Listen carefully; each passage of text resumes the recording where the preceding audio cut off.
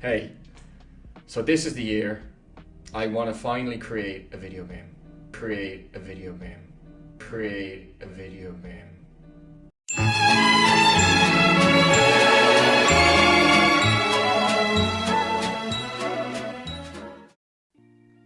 So, it's been a while since my last post, and as it turns out, making a video game is incredibly difficult. Well, duh. At the beginning of the year, I mentioned that I wanted to try release a commercial game on Steam, and at the time, it seemed to me that this would be incredibly likely.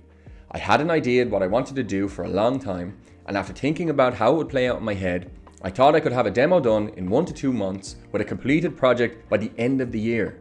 Are you stupid? Let me tell you, I was sorely mistaken. When I first set out to make this game back in April, I was full of hope and motivation, and this was finally going to be the game that I complete and release. And the thing was, I was fully committed to this idea. For about 3 months, I started up this channel alongside the development to keep myself accountable, thinking that if I put my intentions out there for everybody to see, it would drive me on. But it had the complete opposite effect and added even more pressure to my already impossible task. I thought it would be a good idea to document every piece of the process so that people, including myself, could look back on it once the game was complete and see what it was like to bring a game from nothing to completion. As it turns out, I have the video editing skills of a newborn child. I found I was spending way too much time editing and putting videos together, and it also didn't help that I was setting myself a target of getting a video out bi-weekly. That was my first mistake. Game dev already takes up a lot of free time that I don't really have, so I was rushing these videos out, meaning they were edited poorly or had brutal thumbnails, leading to low views. I'm also a relatively new channel, so the interest just isn't there yet because I don't have anything to show. So I would have to make the videos engaging in some other way, which I wasn't doing. I hope you're hungry for nothing. I also found myself getting caught up in the statistics of the video, thinking that low viewership meant that nobody cared about what I was making. Which is partially true, as I didn't really have a game to show, but this got me thinking that I was wasting my time on the game instead of just focusing on what I wanted to do. So all of this, coupled with the fact that I was making slow progress on the game, meant that I was finding it harder and harder to sit down and work on this project every day. So with each day that I'd missed, the less likely it was that I was going to resume development. We should just give up. Months passed and I thought I had just given up on both the channel and the game, until sometime in October when I suddenly got the urge to work on it again. I'm not sure where this motivation came from, but I channeled it into the project. So I sat down, I evaluated where I was and how much I had worked on. I had implemented logic for my customers to find and buy items in the store, and I had also implemented a basic goal system so that the player could help customers with certain objectives. But all of this was completely broken. It wasn't very well implemented, so I decided to use this new motivation to rework both systems. I ended up spending most of the month on this, tweaking things until I was happy with how it all performed, and all of a sudden, I was enjoying the process of game development again. Unfortunately, the issues I noticed with the coding logic also applied to my character. So for the style of the game I was making, I knew I wanted something along the lines of a toony or stylized look, as I found it much easier to model and texture things in this style. I'm a novice in Blender, so I wanted to model a basic object, shrink all of the UVs down, and just put it into one color. I wouldn't have to worry about texture maps or anything like that. And when it comes to modeling basic objects, I'm okay. But I tried my hand a few times at modeling a character, and let's just say, yeah, these are the types of horrors you'd see only in your dreams. Let me see your face. You are the one from my dreams.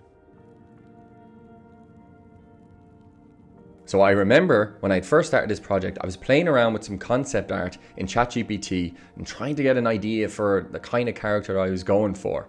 Eventually, I landed on a particular style that I thought fit the game.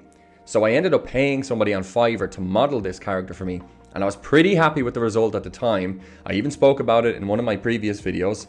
But as I was reworking the logic here in this game, I slowly grew just to hate the character, and I'm not really sure why.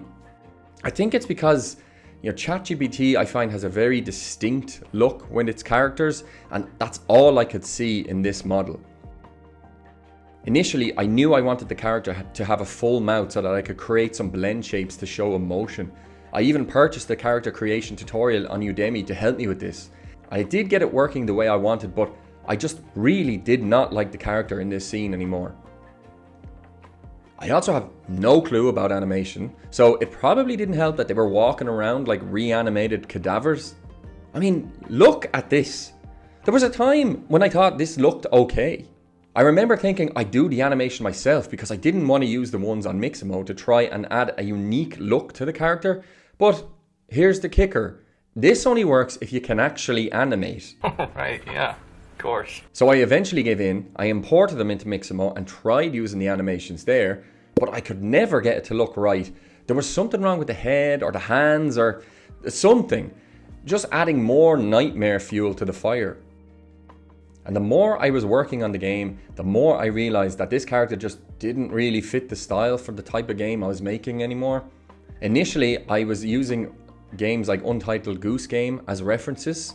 I really liked the flat and unlit style that they were going for, but I could not make that work in my game.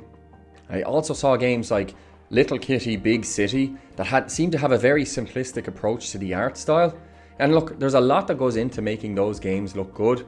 I'm not sure what it is, but I just kept coming back to the simplicity of the characters in those games. I went back to the drawing board and I did my best to create a character using modular parts. So instead of making an entire character, I would simply take parts from the current character and try and squash them together like some sort of Frankenstein character. But after enough attempts, I found a workflow that was actually working for me. I simplified the modeling process and removed all of the facial features, and this allowed me to create a bunch of different body parts that I could use to create a plethora of new characters. They're not perfect, they're not optimized very well yet, but I was slowly starting to see the picture. And in the end, this is what I came up with. I ended up with 4 variations of both male and female characters, and well, look at them. These lads mean business. Kind of reminds me of that one scene in Red Dead 2 where the gang are just walking up to the mansion.